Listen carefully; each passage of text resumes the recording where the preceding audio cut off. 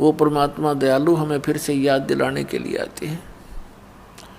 पुण्यात्माओं, इतना अज्ञान ग्रहण कर लिया हमने, जहाँ भी हम जाते हैं एक जैसी दंत कथा सुनाने वाले ये संत मंडलेश्वर मिलते हैं, ये महंत मिलते हैं जिनको कख का पता नहीं अध्यात्म मार्ग का, और हम इनको परम संत मान के, महाविद्वान मान करके हम इनकी प्रत्येक बात को बगैर किसी ऑब्जेक्शन के हमने स्वीकार किया। अब पुण्यात्माओं, अब तक तो हम अक्षर ज्ञानहीन थे, हमारे पूर्वज शिक्षित नहीं थे, और जिस कारण से हम यही भटक रहे हैं। परमात्मा ने ये शिक्षा इसलिए प्रदान की है कि आप भगवान को पहचान सकें और सदग्रंथों में जो लिखी परमात्मा की महिमा है उसको जानकर दृढ़ निश्चय कर सके कि सचमुच हम जो कर रहे हैं ये सही है,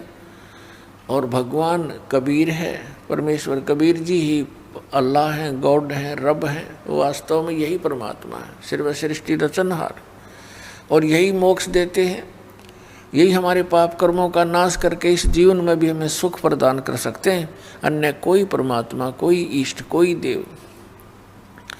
हमारे जीवन में आने वाले संकटों का वो निवारण नहीं कर सकते हैं। उदाहरण के तौर पर जैसे हम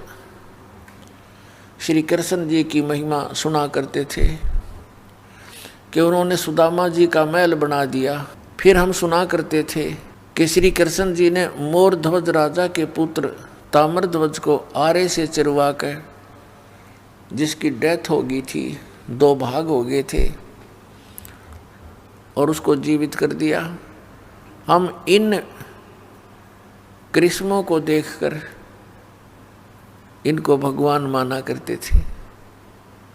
लेकिन हमारी बुद्धि अधिक काम नहीं कर रही थी, क्योंकि हमारे पास कोई और विकल्प नहीं था, हमारे पास कोई ऐसा मेजरमेंट का साधन नहीं था जिससे इन भगवानों को हम माप सकें, तोल सकें,